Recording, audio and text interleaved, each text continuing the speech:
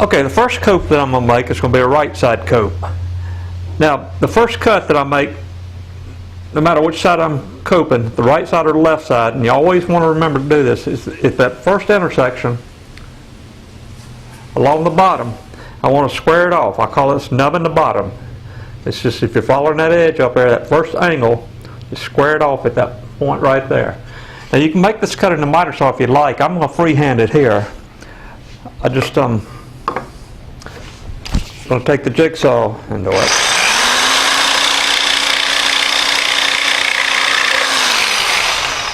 Now you just want to place the mold in the jig, know what exact place it's got to be as far as in and out. It just can't be out beyond the face of it.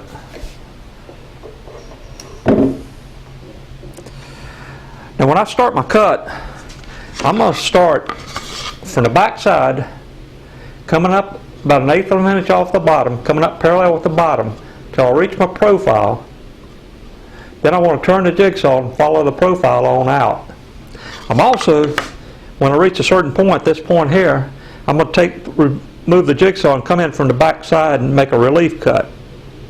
You can put this relief cut in first if you'd like. It doesn't make any difference. It just gives me a little reminder to move the molding back over to this side after I had started.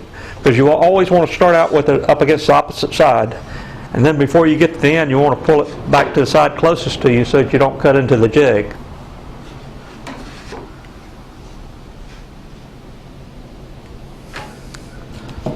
Okay, so I said, coming up from the back side, once you reach your profile, you want to turn the jigsaw.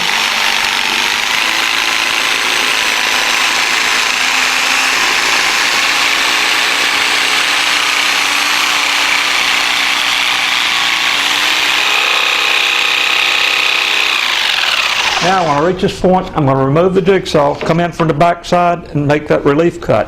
I also, if you notice, I pulled the molding back over to the side closest to me.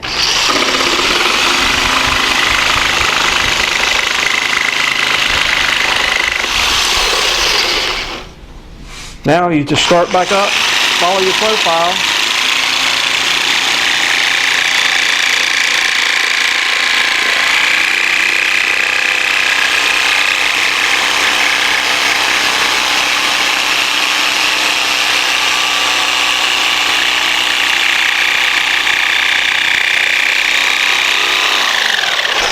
Now once again, I'll remove the jigsaw, come in from the back side, one more relief cut.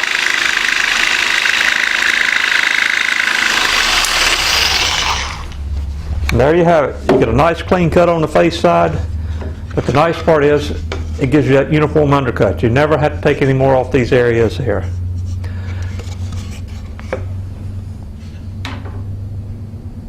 Now this piece, I coat from the bottom going towards the top. That's my right side cut.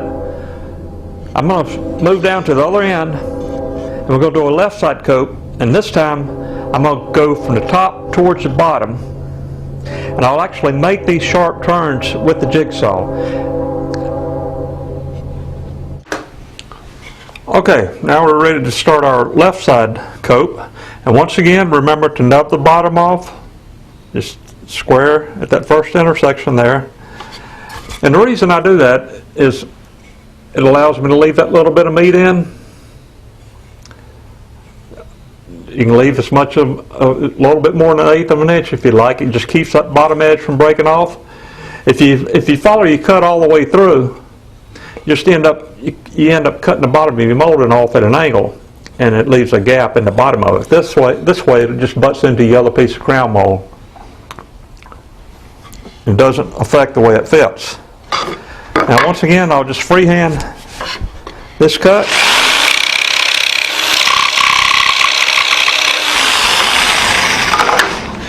Place it in the jig, know exact place it's got to be. It just can't be out beyond the face of it.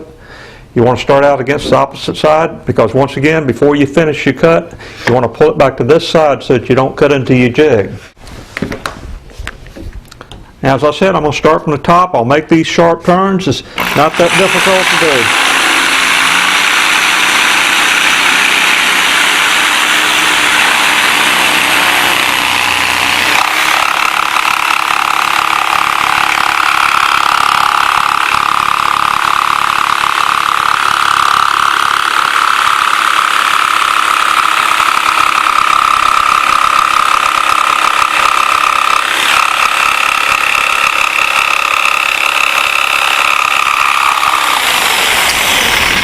Now at this point you want to pull it back the side closest to you.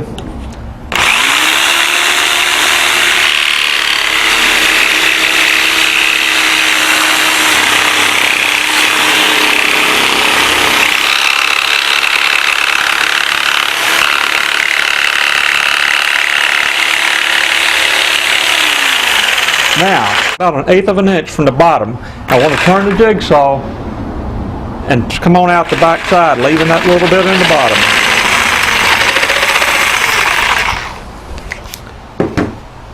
And that's it.